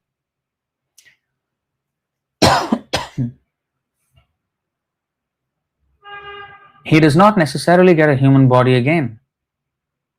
Some Hindus think, oh, we have 7 lives, and human life means after this only 7 human lives maximum, and after we go back. No such thing at all. I don't know where they got that nonsense from. So he can get the body of a cat, dog, hog, demigod, or one of many other forms, for there are 8,400,000 species.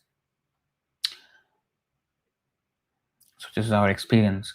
So our gandha, how we transmigrate, and once we transmigrate and get a body, then we have a particular senses with which we can enjoy particular sense objects, which limits us to a certain layer of the entire sandwich of experience. We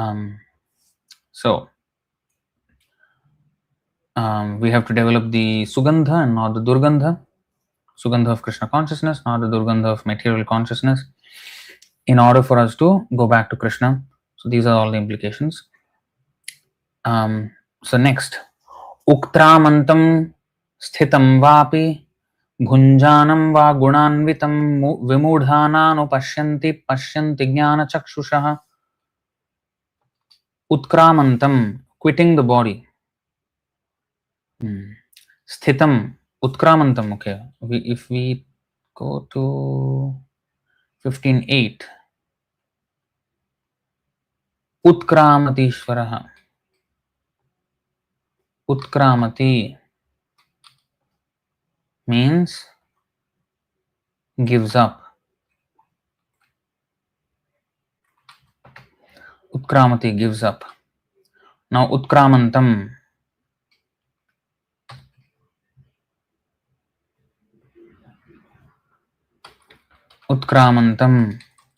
again quitting the body. So we should kind of register the meaning of utkramantam. Krama means actually sequence. Utkramantam means like giving up this sequence of life and taking on another sequence. So I think that's where, because ut is a prefix, like tamaha, uttamaha. So transcendental to tamaha, the darkness, is uttamaha. So in that way, ut is a prefix, and krama, from which krama comes, antam. Antam is, I don't know if it is antam, and I don't think it's antam. Kramantam is one word. So the original root word must be like something from krama. Krama is sequence. So it is also like, and I'll show you another one. 178.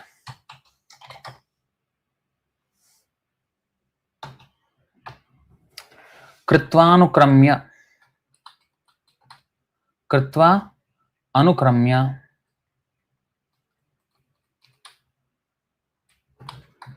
By correction and repetition. Anukramya means again in sequence, in chronology. Actually, the word chronology comes from the krama. Kind of sounds similar as well. So if we 25 Anukramishati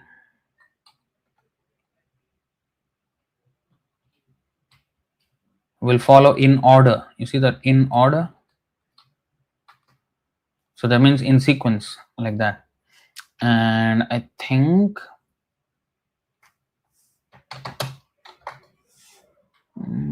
is it here? Kramad. Okay. So kramat. gradually in sequence. Okay. Then there is Krishna.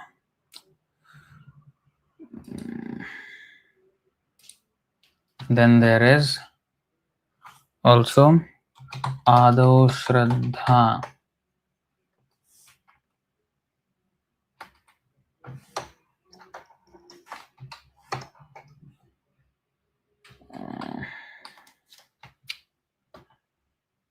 Ado Shraddha.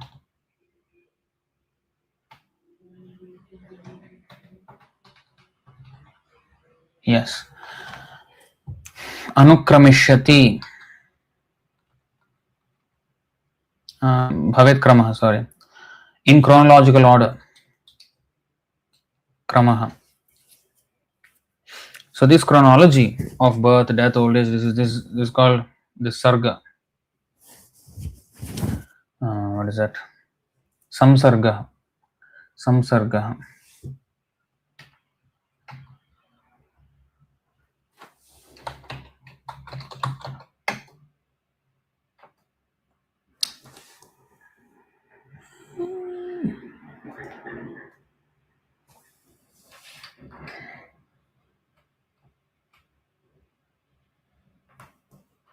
Okay, anyway.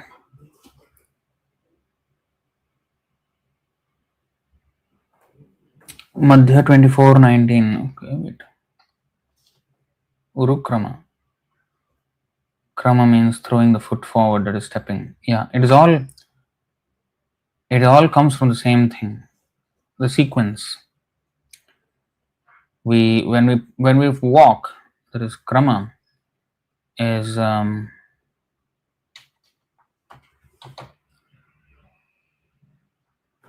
because how we walk. We put one foot forward and then we lift the other foot. So in that way, we already have our next body ascertained by the time we lift this body because of our gandha. So one was krama, step is great. Word krama means throwing the foot forward, that is stepping. So yeah. So all of this is same, the sequence. So going back all the way.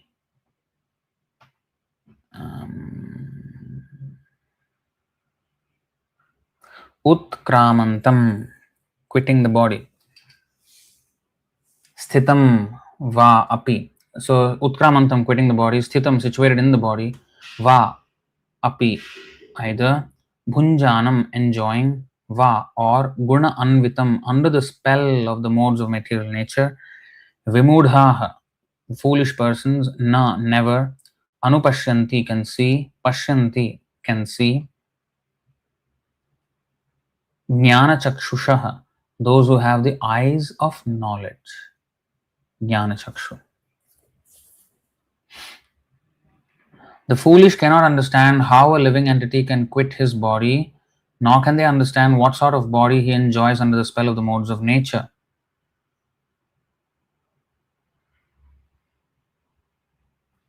But one whose eyes are trained in knowledge can see all this. So modern understanding is, we don't know whether there is, reincarnation or not. But that is a foolish talk. That is the talk of the foolish people. We have to train our eyes. We have to become visible. Sorry. We have to be able to see, not we become visible. Our vision should change by applying the Jnana Chakshu, Shastra Chakshu. So, purport. The word Jnana Chakshusha is very significant. Without knowledge, one cannot understand how a living entity leaves his present body, nor what form of body he is going to take in the next life, nor even why he is living in a particular type of body. So nothing he knows, past, present, future, nothing he knows. He does not know from where he came. He does not know why he is in this body. He does not know what body he is going to get. So this is a total ignorance. Ajnana timira andhasya jnana anjana shalakaya. That's what a guru does. What does a guru do? Om Ajnana Timira Andhasya Jnana Anjana Shalakaya Chakshur Unmilitam Yena Tasmai Shri Gurave Namah. I was born in the darkest ignorance, and my spiritual knowledge, my spiritual master opened my eyes with the torch of knowledge, Jnana. Jnananjana Shalakaya Chakshur Unmilitam. I offer my respectful obeisances unto him. So, in that way, our ignorance, like in the darkness, we cannot see what is in front of us, we cannot see what is behind us, we cannot see where we are. Similarly, with the darkness of ignorance, we cannot see where we came from. We don't know where we are. We don't know why we are here. We don't know where we are going. This is total ignorance. Timira andhasa means very dense darkness. That's why it's the darkest ignorance. Timira andhasa. What kind of andhasa? Ajnana. And there is no knowledge. Om Ajnana Timira andhasa. That's why Jnana Anjana Shalakaya. Chakshur. Chakshurun Militam Yana. So he opens our eyes with Jnana Chakshu. He opens our eyes with Jnana. So therefore, that is called Jnana Chakshu. Pashyanti Jnana Chakshusha. The word Jnana Chakshusha is very significant. Without knowledge, one cannot understand how a living entity leaves his present body, nor what form of body he is going to take in his next life, nor even why he is living in a particular type of body at present. This requires a great amount of knowledge understood from Bhagavad Gita and similar literatures heard from a bona fide spiritual master. One who is trained to perceive all these things is fortunate. Every living entity is quitting his body under certain circumstances. He is living under certain circumstances, and he is enjoying under certain circumstances, under the spell of material nature. As a result, he is suffering different kinds of happiness and distress under the illusion of sense enjoyment. Persons who are everlastingly fooled by lust and desire lose all power to understand their change of body and their stay in a particular body. They cannot comprehend it. So what are we fooled by? Lust and desire. So then we stop to actually understand what we are. Instead of just chasing desire. First of all, who am I first of all? No, they're not interested in this. So, this is stated 8:24:52. Yes. Tvam sarvalokasya suhrit priyeshvaro hyatma gururjnanam abhishta siddhi tathapi loko na bhavantam andhadhir janati santam hridi baddha kamaha. My Lord, you are the supreme well-wishing friend of everyone, the dearmost friend, the controller, the super soul, the supreme instructor, and the giver of supreme knowledge and the fulfillment of all desires. But although you are within the heart, the foolish, because of lusty desires in the heart, cannot understand you. We cannot understand him, we cannot understand the part and parcel with the Vibhinnamsha, the Brahmayan Sarva Bhutani, the Brahmanam of the Jiva, the wandering of the Jivas. We cannot understand. Nothing we can understand because of lusty desires. So, they cannot comprehend it. Those who have developed spiritual knowledge, however, can see that the spirit is different from the body and is changing its body and enjoying in different ways. A person in such knowledge can understand how the conditioned living entity is suffering in this material existence. Therefore, those who are highly developed in Krishna consciousness try their best to give this knowledge to the people in general. For their conditional life is very much troublesome. They should come out of it and be Krishna conscious and liberate themselves to transfer to the spiritual world. So, with that motive, in order to save others from karshati, from struggle. And the cause of the struggle they cannot see, but jnana chakshusha, pashyanti jnana chakshusha. He can see how is this happening, and it's not just gandha or some smell and air. No, this birth, death, old age, disease. What is that? Janma, mrityu, jara, vyadhi, dukkha, doshanudarshanam. This transmigration, yes, he gets, according to the flavor, he gets a certain type of body with a certain type of senses, and who can enjoy certain type of sense objects. But all of this is a miserable process. Janma, mrityu, jara, vyadhi, over and over again is dukkha doshanudarshanam. It's a series of miseries. It's a krama of miseries, a sequence of miseries. So that troublesome nature of this, because the eternal soul, why does he have to go through these different phases in one body, which is all temporary? Why? If he's eternal, why not eternal body? Why is this trouble? That should be the question. So people don't question. So he tries to inject into them this knowledge, make them inquisitive, make them want this knowledge. So that is actually preaching. Preaching means to make them want to understand this. Get the book out and get some inquisitiveness. Get that person to inquire. Then the person will want to read, and that's the whole thing. So such elevated people, devotees, they try to help others. Then 15:11. Yatanto yoginaschainam pasyantyatmanyavasthitam yatantopyakratmano nainam pashyantyacetasaha.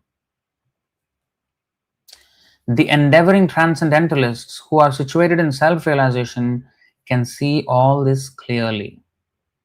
But those whose minds are not developed and who are not situated in self-realization cannot see what is taking place, though they may try.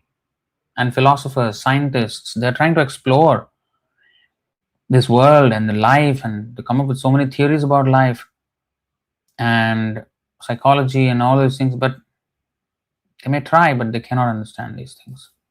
It's a very interesting, very important verse. Yatanto yoginaschainam pashyantyatmanyavasthitam yatantopyakratmano nainam pashyatyachetasah. Yatantah, endeavoring, yoginah, transcendentalists, cha, also, enam, this, pashyanti, can see, atmani, in the self, avasthitam, situated, yatantah, endeavoring, api, although, akrita atmanah, those without self-realization, na, do not, enam, this, pashyanti, see, achetasaha, having undeveloped minds, achetasaha. So we have to develop our mind with proper jnana that comes from the Vedas, as explained by the pure devotees, through the channel, through the authorized channel of all reception. So purport, there are many transcendentalists on the path of spiritual self-realization, but one who is not situated in self-realization cannot see how things are changing in the body of the living entity. The word yoginaha is significant in this connection. In the present day, there are many so-called yogis and there are many so-called associations of yogis, but they are actually blind in the matter of self-realization. They are simply addicted to some sort of gymnastic exercise and are satisfied if the body is well built and healthy. They have no other information. They are called yatantopyakritatmanah. Yatantopyakritatmanah. Even though they are endeavoring in a so-called yoga system, they are not self-realized. Such people cannot understand the process of the transmigration of the soul. Only those who are actually in the yoga system and have realized the self, the world, and the Supreme Lord, in other words, the bhakti yogis, those engaged in pure devotional service in Krishna consciousness can understand how things are taking place, which is true because Sambandha Jnana involves the Supreme Lord, and the self, the world, everything. Only when we understand the Supreme Lord, Bhagavan, that means, not even Brahman, Paramatma, Bhagavan, Supreme Lord, the person, then only we have a complete understanding of Bhagavan, Paramatma, Brahman, and this material world, and the Jivatma, and how the Jivatma is in this struggling in this world, the Sambandha, and what is it all related to? It is related to our eternal relationship with Krishna and the forgetfulness of which has caused this material world, and that's how it is. That's how everything is taking place. That's why everything is taking place in the way it is taking place. So it all this is the complete Sambandha Jnana.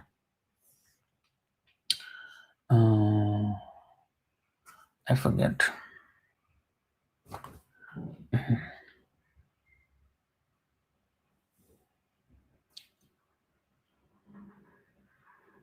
There is a verse that this material world, the Jiva is the cause of the material world. I think it's 11, 14, 17. I may be wrong. No, it's not this. 11.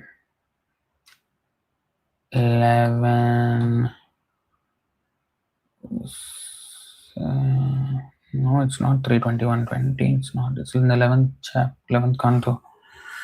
Hetur. The word Hetur is there. Let me.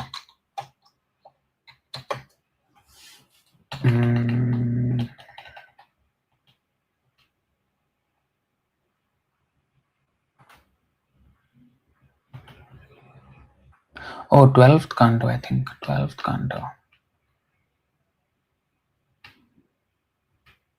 12:7:18. हेतुर जीवोस्य सर्गादेर अविद्या कर्मकारकः यम चानुशायनम प्राहुर अव्याकृतमुतापरे. Out of ignorance, the living being performs material activities and thereby becomes, in one sense, the cause of the creation, maintenance, and destruction of the universe. Jivo hetas, what is that? Hetur jivosya sargader. Sarga ade of the creation, maintenance, and destruction. So the jiva, so the Mayavadis say the jiva is the cause of creation, maintenance, and destruction. So basically, we are the cause of the entire universal creation, maintenance, and destruction. But not exactly in that way. Out of ignorance, the living being performs material activities and thereby becomes, in one sense, the cause of the creation, maintenance, and destruction of the universe. Some authorities call the living being the personality underlying the material creation, while others say he is the unmanifest self. In 3:21:20. Although it is not your desire, you manifest this creation of gross and subtle elements just for our sensual satisfaction. Yes. Yeah, so that is also proper. But this was what I was looking for. Hetur jivos sargade. So the meaning is that our relationship with Krishna is what we need to understand. That's Sambandha Jnana. Then we will automatically understand the cause of the material world, which is an accommodation for those jivas who have forgotten that eternal relationship between the jiva and Krishna. So then we will understand the proper structure and what is the reason behind all the Vedic information and yajna system. What is the elevation? What is the goal? Everything we will understand if we understand Sambandha Jnana. So only the Bhakti Yogis, they will understand this. Those who understand the Bhagavan feature, because even Brahman, Paramatma, we cannot really understand the full reason for everything. But once we understand Bhagavan, then we know everything. Therefore, the Bhakti Yogis only can see all this very clearly, the vasana and everything, and what we need to cultivate, Krishna consciousness, the Sugandha. So there is the end of this arc in the 15th chapter, Puruṣottama-yoga. But now you may, just to connect it, Puruṣottam means the supreme yoga, the yoga of the supreme person. Puruṣottama. But why are we described in this Puruṣottama-yoga chapter? Well, to distinguish us. We may be Purusha, like in today's verse.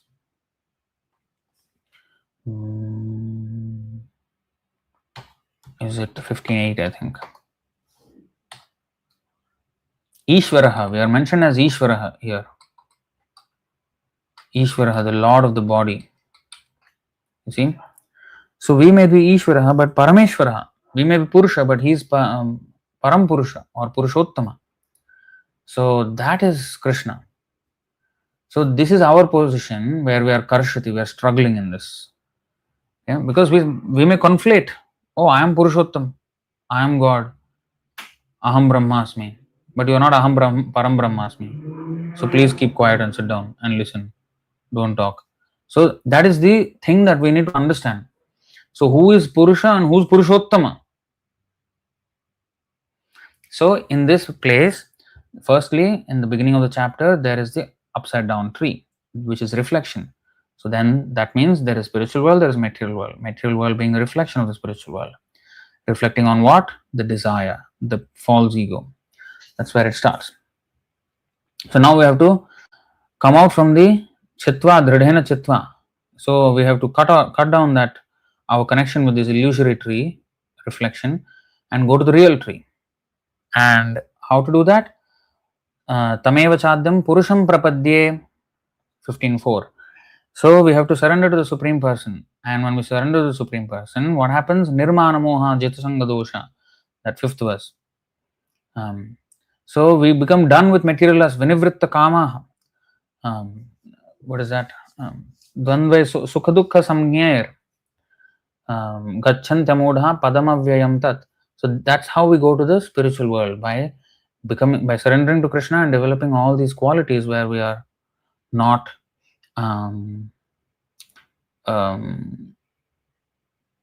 affected by nirmana moha, pride and illusion and all these things and lust, and go above this material world and padamavyayam tat, gachanti amudha, the non-foolish person, the intelligent person. And that padamavyayam, that supreme abode, how it is? Natad bhasayate suryo na shashanko na pavakaha yaggatva na nivartante. So there is no material illumination there. It's all self-illuminated, spiritual. Once you go there, you'll never come back. But in this world, everybody is Karshati. 7th verse onwards.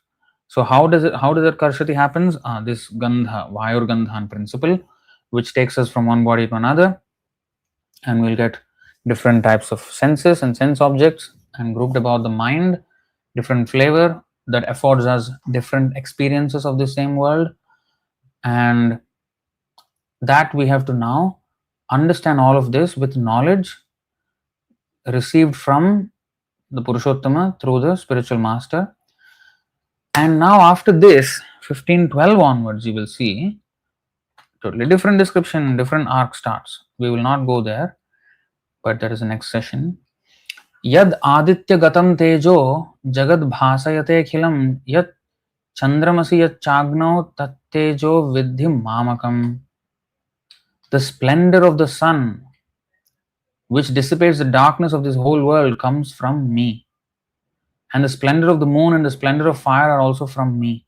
So now he is distinguishing himself. This is the next arc in this chapter. The Puruṣottama, he is describing himself now. So 15:12 onwards, 18 is about Puruṣottama. And then 15:19, let's see, 15:18. Yeah, this is Ksharam and Akshara.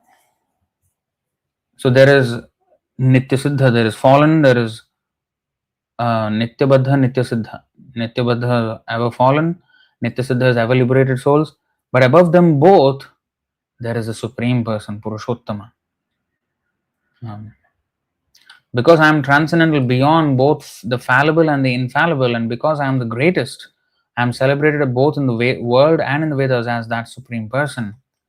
And then 19th is whoever knows that Supreme Person, he knows everything, and he engages himself in devotional service. You see, whoever knows me as the Supreme Personality of God without doubting is the knower of everything. This is Sambandha Jnana. Once you have the Sambandha Jnana, then he therefore engages himself in full devotional service. Abhidheya begins. Okay? Then 1520. This is the most confidential part of the Vedic scriptures, O sinless one, and is disclosed now by me. Whoever understands this will become wise, and his endeavors will know perfection. So he's tying everything together in this verse. We should understand all these things in proper context. So we should have finished this by today, because yesterday we couldn't have that class because of something that came up. But I think then we have to continue on Monday then to finish off this chapter now. So I just wanted to give a recap of that. So thank you very much, and I'll take any questions or comments if there are any.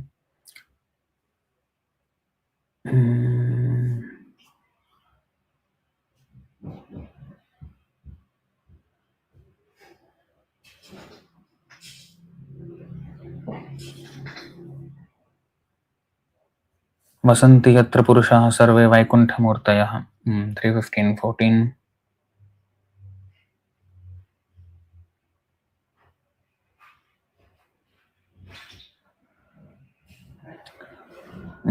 Caterpillar 429, 76, 77.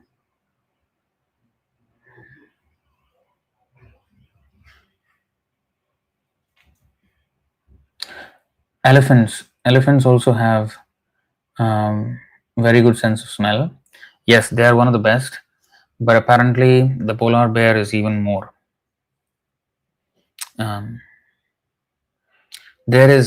Anyway, these two are two of the best animals with the highest sense of smell.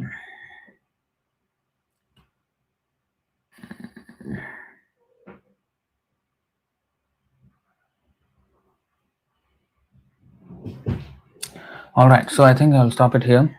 Thank you very much for your attendance. Jai Puruṣottama-yoga ki jai, Puruṣottama-kathā ki jai, Puruṣottama-dāsa ki jai, Srila Prabhupada ki jai, Ananta Koti Vaishnava Vrinda ki jai, Nitai Gaur Premanande, Hari Hari Bol, Hare Krishna.